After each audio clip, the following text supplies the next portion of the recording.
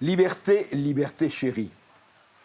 J'écris ton nom, liberté. Paul Éluard, les poètes, tous, dans le monde entier, ont célébré cette chose souvent rare, souvent combattue, mais la flamme la plus importante du monde, celle sans laquelle on n'existerait pas, il faut bien le dire. Une fois que les buissons de la cécité et la possibilité de manger à sa faim est là, qu'est-ce qui est le plus important? La liberté. Et on est là pour discuter justement de cette liberté d'expression que de façon extrêmement régulière et récurrente, à travers les siècles, les pouvoirs, quels qu'ils soient, essayent de raboter, d'aseptiser, de mettre sous vide, et puis elle revient, hein, la petite flamme, elle revient. Et alors nous sommes avec Virginie Joron. Virginie Joron, vous êtes députée européenne, vous êtes du groupe Les Patriotes pour l'Europe. Oui. Alice Cordier, vous êtes fondatrice et patronne, j'allais dire directrice en tout cas du collectif Némésis, un collectif féministe qui a beaucoup de courage. Et Marco Campomenosi, c'est ça. Vous êtes ancien député européen de la Lega et vous êtes aujourd'hui secrétaire général adjoint de Patriotes pour l'Europe. Alors justement, je voulais commencer par vous interroger pour vous dire, nous sommes en septembre 2024.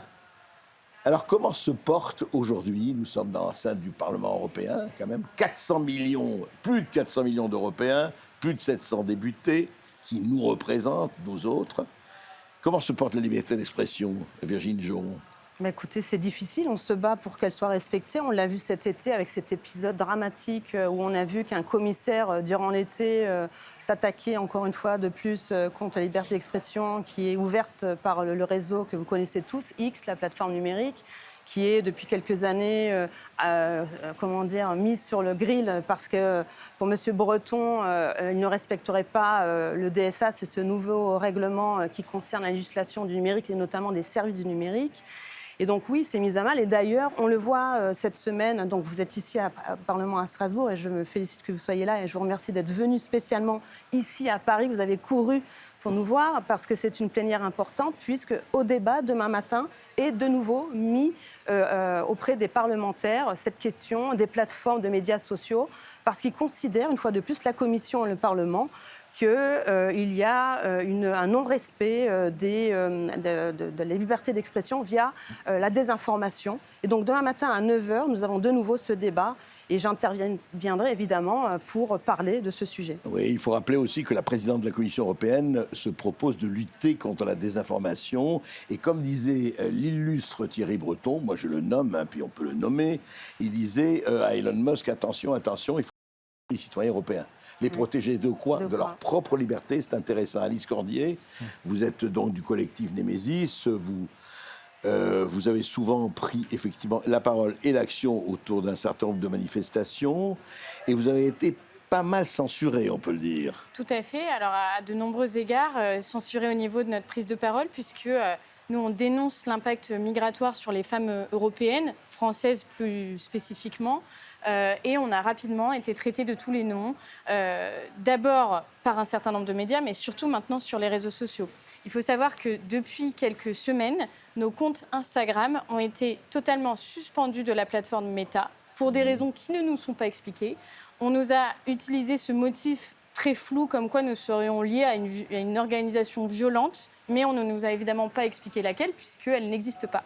Donc on utilise un certain nombre de motifs qui n'existent pas pour supprimer un certain nombre de choses. Il faut savoir que sur nos plateformes, ce sont énormément de femmes victimes de violences qui quotidiennement viennent nous parler. Et je remercie aujourd'hui Virginie de nous accueillir et de pouvoir porter notre parole parce qu'on voit bien que c'est parfois compliqué et c'est grâce à vous aussi qu'on peut le faire.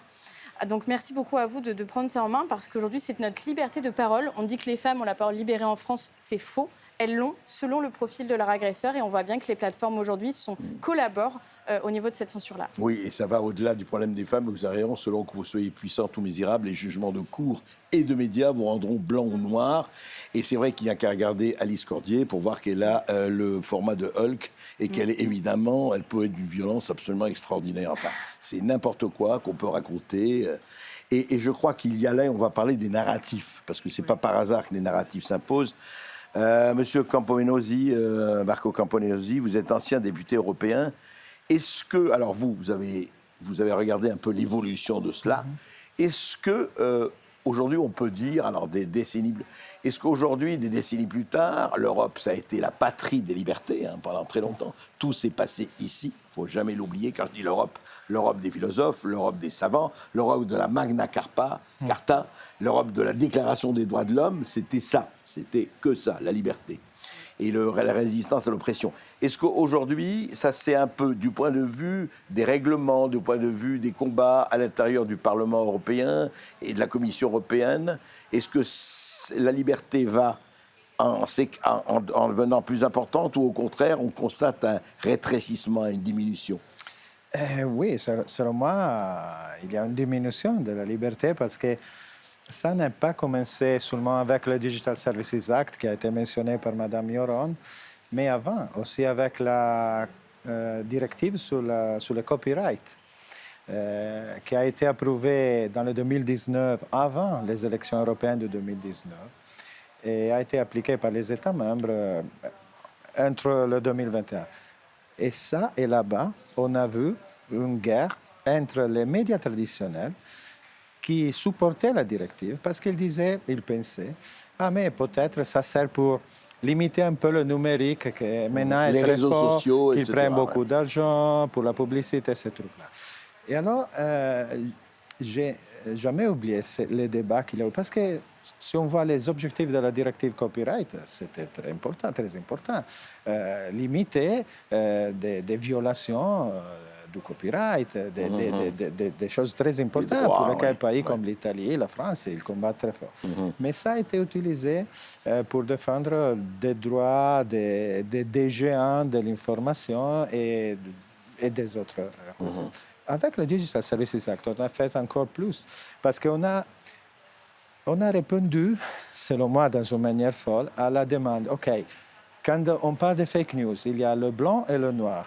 Et au milieu, il y a le gris. Et qui doit définir si le gris, c'est fake news ou quoi?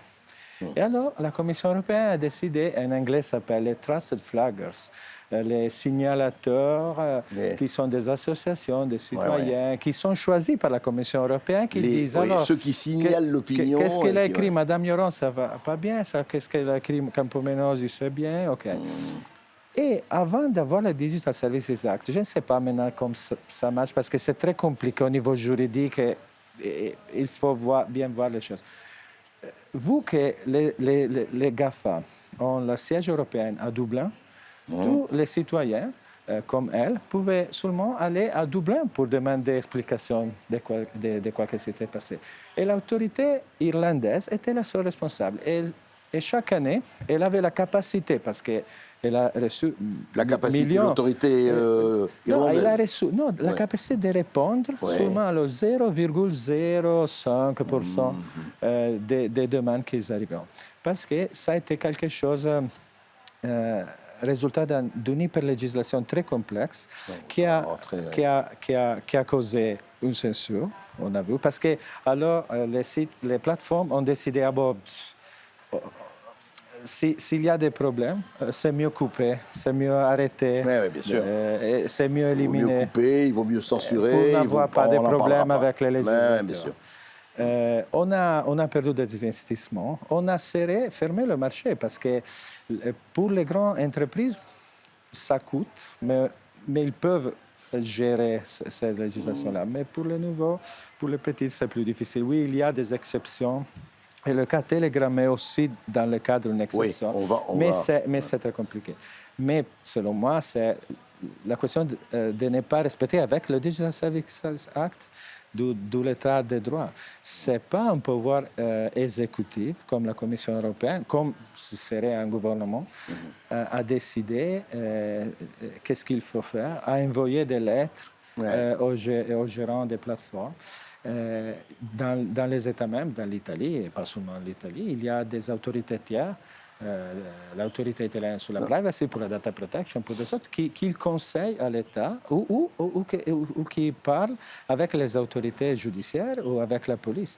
C'est ça. Ça ne peut pas être un pouvoir politique qui décide ce qui est bien ou ce qui n'est pas bien. Bien sûr. Et puis le problème, là, vous posez vraiment le problème qui est... Moi, je suis très frappé, on peut reprocher beaucoup de choses en Amérique, mais moi j'aime beaucoup le premier, et je ne suis pas le seul, le premier amendement américain de la Constitution. Le premier amendement américain, liberté d'expression est indivisible. Bien sûr, on est contre les appels à la haine, les appels au racisme, etc. Tout le monde, on est d'accord. En revanche, qu'est-ce que c'est que la liberté, si ce n'est la liberté d'avoir des gens qui ne sont pas d'accord avec nous? Sinon, c'est très facile, on n'aura que des clones. Et donc, on a eu ça, on a eu cette extraordinaire... et il y a beaucoup de choses à dire. Vous savez, il y a eu 3 choses, et je voudrais que vous réagissiez à ça, Virginie. Il y a eu quand même 3 choses. Il y a eu ce qui s'est passé, effectivement, quand on a appris, parce que quand Elon Musk a acheté Twitter, enfin qui est devenu X, on a appris comment Twitter censurait sur les demandes du FBI et de la CIA tout ce qui se passait sur le Covid, tout ce qui se passait sur Hunter Biden et son laptop, son fameux ordinateur, et les histoires quand même de Joe Biden avec l'Ukraine et avec la Chine. Quand même, ils avaient des choses énormes. Soi-disant, on était là pour la liberté. Et quand vous voyez qu'il y a 3 semaines, M. Mark Zuckerberg, le PDG de Meta, Instagram et compagnie, a dit oui, c'est terrible, j'ai été obligé, moi aussi, de céder aux pressions du FBI et de la CIA, et je n'ai pas parlé de tout ça. Mais c'est extraordinaire, c'est-à-dire quoi, il espère s'en tirer comme ça. Virginie Geron, ce qui est extraordinaire, et puis le narratif, la lettre de Breton à Musk, disant, Monsieur Musk, écoutez, si vous faites le malin, vous allez voir ce qui va vous arriver. En attendant, c'est Thierry Breton à qui il arrivait certaines petites choses. Qu'est-ce que c'est que cette espèce d'extraordinaire narratif qui prend en otage la vraie liberté pour en faire effectivement sa chose? Le narratif, si on peut l'appeler comme ça, c'est en fait, ils ont compris que c'est un outil de liberté totale et de liberté d'expression. Parce qu'en fait, ce qu'ils aimeraient, on le voit au fur et à mesure de l'organisation de ces nouvelles législations, c'est du prêt-à-penser qu'ils voudraient. En fait, on pense mal. Et en fait, ce sont devenus des outils de liberté totale. On le voit avec TikTok, on l'a vu, les nombres de vues que nous, notre parti fait. Donc, ils veulent le limiter, comme par hasard. Twitter, ça ne posait pas de problème. Au début de la mise en place de ces DSA, Elon Musk n'était pas visé par ce DSA. En fait, le jour où il a acheté, parce que le DSA a été mis en place avant l'achat de Twitter, du réseau. Et d'ailleurs, je me souviens quand il y a eu les discussions autour de la mise en place de cette législation, c'était, rappelez-vous, en fait, parce que Donald Trump avait tweeté au Capitole. Et Twitter avait, Dorsey, c'était donc à l'époque le PDG de Twitter, avait coupé le compte de Donald Trump. Et Thierry Breton, à l'époque, avait réagi, avait dit plus jamais on va laisser ces plateformes faire comme ils souhaitent, il y a des lois qu'il faut respecter. Et c'est venu de là. C'est l'origine un peu de cette législation, plus aussi la volonté de mettre la main et de contenir les GAFAM. Et puis après, donc, l'historique a fait que c'est Elon Musk qui a racheté Twitter, et là, le narratif a changé. Parce qu'en fait, quand ils ont vu qu'ils n'avaient plus la main sur la maîtrise de la liberté d'expression, de la diffusion d'informations... Du narratif, oui. Voilà, parce que le narratif, il faut qu'il soit diffusé, et quand on ne contrôle plus cet outil, eh bien, ça ne va pas. Et donc, on leur trouve tous les défauts du monde. Et c'est vrai que cet épisode où maintenant on voit que Mark Zuckerberg fait son mea culpa, alors est-ce qu'il le fait maintenant parce que les élections américaines sont en train de tourner? Ça sent un peu le roussi, comme on dit. Est-ce qu'il le fait juste avant pour un peu se disculper, avant que quelqu'un reprenne le dossier et pareil remettre sur la table le fait que finalement les réseaux sociaux participent aussi à la propagande, parce que moi j'appelle ça de la propagande du narratif des gouvernements. Que ça soit fait aux États-Unis, maintenant, c'est un fait. Mais moi, j'ai posé la question à la Commission, parce qu'on a la même chose. L'histoire du Covid, effectivement, il a été géré par le FBI, la CIA et le gouvernement Biden à l'époque, avec la complicité de Mark Zuckerberg. Mais quid ici, en Europe? Parce qu'on a eu le même narratif. Mais juste avant de donner la parole à Marco Campenosi, rappelez-vous quand même, il y a eu 2 phrases extraordinaires. Je ne sais pas si c'est l'inconscient qui parlait. Je voudrais citer Delphine Ernotte, la présidente directrice générale de France Télévisions, qui a dit « Nous ne parlons pas de la France telle qu'elle est, nous parlons de la France telle qu'on voudrait qu'elle soit. » Exactement. C'est fabuleux. Je veux dire, on s'en fout. Le réel, c'est pas notre problème. Exactement. Nous, ce qui compte, c'est notre perception de réel, et c'est ça qu'on veut vous inculquer. Et la directrice de France Inter, qui a dit « Mais nous, on est très nouvelle, il n'y a pas de liste noire, pas open bar, mais attention, si vous osez mettre en question le réchauffement climatique, pas de place chez nous. » Et d'ailleurs, à ce moment-là, avant qu'Elon Musk ne rachète Twitter, nous aussi, on avait un compte Twitter qui a été suspendu pendant des mois et qui a été réactivé au rachat par Elon Musk. Et là, on a découvert, mais il n'y avait pas que nous à avoir été suspendus, c'est vrai. que la droite existait sur Twitter, qui jusqu'ici était en fait un réseau social extrêmement influent, mais plutôt de gauche ou centre-gauche.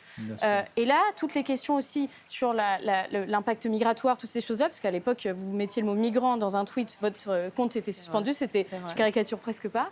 Et là, on s'est rendu compte qu'en fait, il y avait des problématiques qu'on faisait remonter, qu'il y avait des personnalités de droite qui étaient bien plus influentes qu'on ne pouvait penser, etc.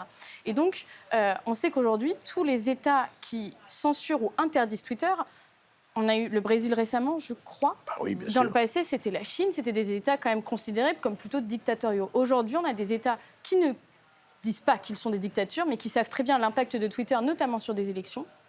Et qui, de ce fait, utilisent en fait leurs moyens, à savoir la censure, pour avoir un impact sur le vote, évidemment, de leurs électeurs. Donc oui, ce sont des éléments extrêmement importants, essentiels.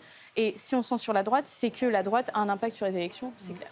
Oui, je crois, bon, un peu, et au-delà de la droite et de la gauche, je pense qu'en tout cas, la liberté d'expression, elle n'a pas une étiquette. Ouais. Elle n'est pas droite ou gauche. Elle est la réalité, Marco.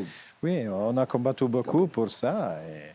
Et j'ai vu, quand Zuckerberg a été invité ici au Parlement européen par la conférence des présidents, je pense que c'était encore mon ami Tajani, président du Parlement européen. Il est venu donner il est venu parler. Ouais. Et non, l'objectif, c'était de faire lui pression pour censurer, pour limiter la liberté d'expression, parce que c'était une folie collective qui a pris aussi des partis modérés et des centres-droits qui, normalement, ils ne sont pas si stricts avec la censure, ces choses-là. Ouais. Et quelqu'un d'eux, après la dernière lettre de Breton à Musk, ils ont commencé à dire « Ah bon, mais le Digital Services Act était un instrument bon, mais lui, il ne l'utilise pas bien. » Lui, Zuckerberg, oui, dire, ouais. Non, Breton, il l'utilise parce que ces lettres-là, c'est quelque chose qui n'était pas Ils ont désavoué Breton, d'ailleurs. Et Même aussi Ursula von der Leyen. des amis du PPE qui ont approuvé le Digital Services Act. Et nous avions dit, écoutez, ça n'est pas bien, c'est un risque. Ouais. Aujourd'hui, ils ont compris que le risque était réel.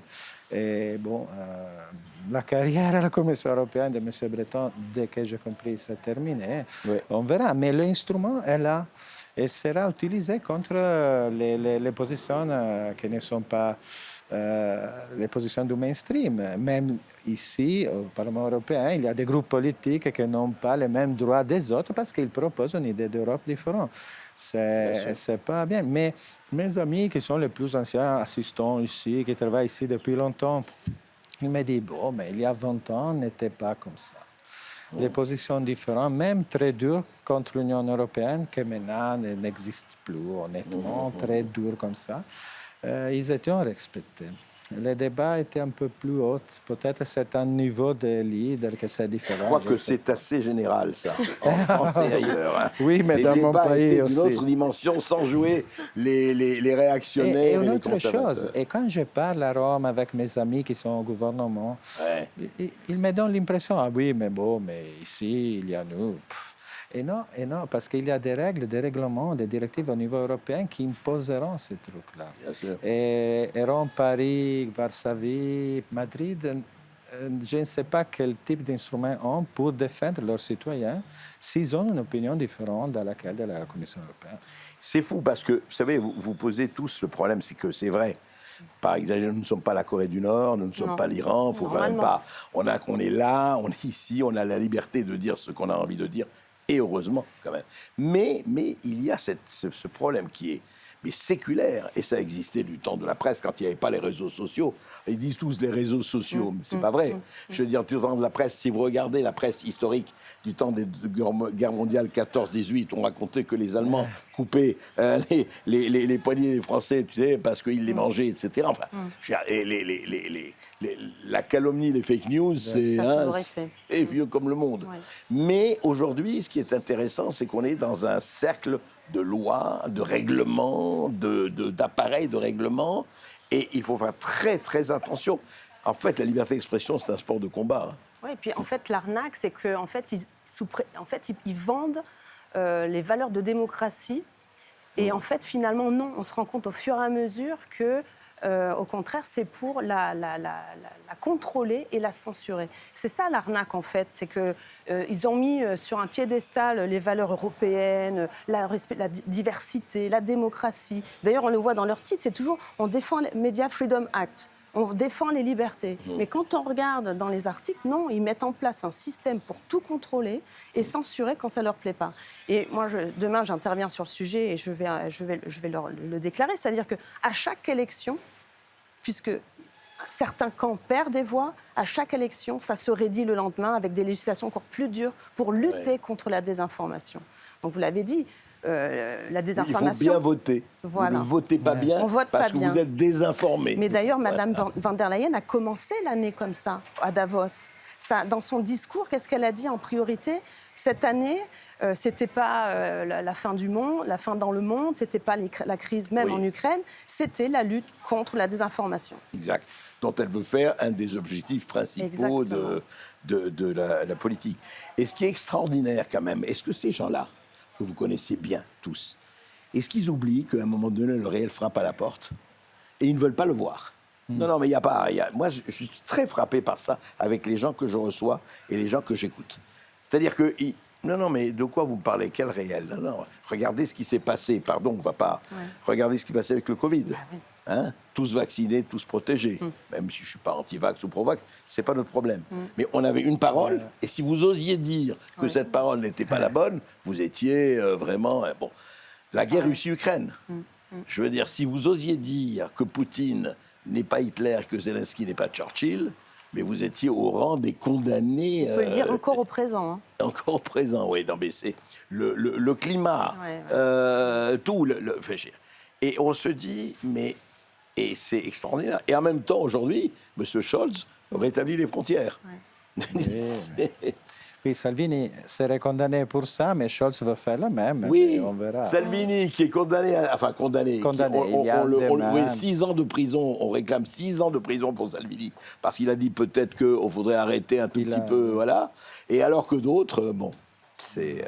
Mais aussi, on peut citer aussi M. Draghi, ancien président de la BCE, un premier ministre italien qui était un des maîtres de rigueur très stricte. Et il est venu ici à dire qu'il faut dépenser beaucoup d'argent, 800 milliards d'euros, pour réaliser les objectifs des lois qui sont produites ici. C'est quelque chose un peu réel. Et c'est ça qui est tout à fait étonnant quand on sait ce qui se passe aujourd'hui et où en est l'Europe. Enfin... un certain nombre de pays, quoi. Mais pour revenir à ça, au fond, alors la question que je voudrais vous poser, peut-être, là, et à chacun d'entre vous, concrètement, étant donné qu'on sait très bien, Antigone et Créon, c'est pas nouveau, qu'il y a un certain nombre de pouvoirs qui veulent imposer effectivement leur narratif, leur version du réel, etc., et ils vont tout faire pour ça. Qu'est-ce qu'il faut faire concrètement, vous, à votre niveau, Virginie Geron, députée européenne, vous, à votre niveau, Alice Cordier-Némésis, et vous, à votre niveau, Monsieur Campeenosi? Bon, alors moi, je suis député européen. Je fais partie d'un grand groupe des Patriotes pour l'Europe où on a grandi depuis la dernière fois. Donc, notre action est politique, c'est-à-dire qu'on va mettre en œuvre notre position à ces dossiers. Hein. Déjà, demain, je vous l'ai dit, j'interviens. Et puis, on va continuer aussi à communiquer sur ce qui se passe à l'intérieur du Parlement parce que ce sont des sujets, finalement, qui n'arrivent pas souvent sur la table des Français qui sont intéressés par cette question. Et vous l'avez vu durant la crise Covid, l'intérêt que les gens avaient, finalement, sur ce dossier.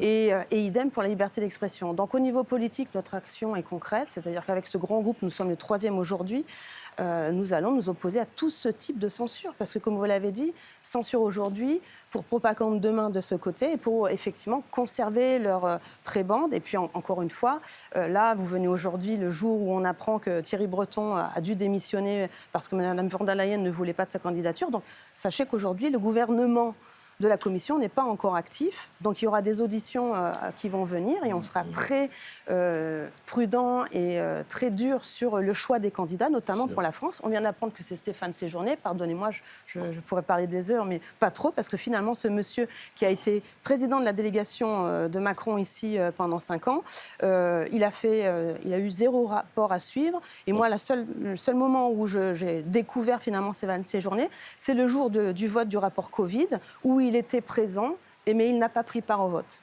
Ah ben c'est intéressant. Oui, mais vous savez, les génies ne prennent pas part au vote. Ils sont au-dessus de ça, c'est clair. Alice Cordier.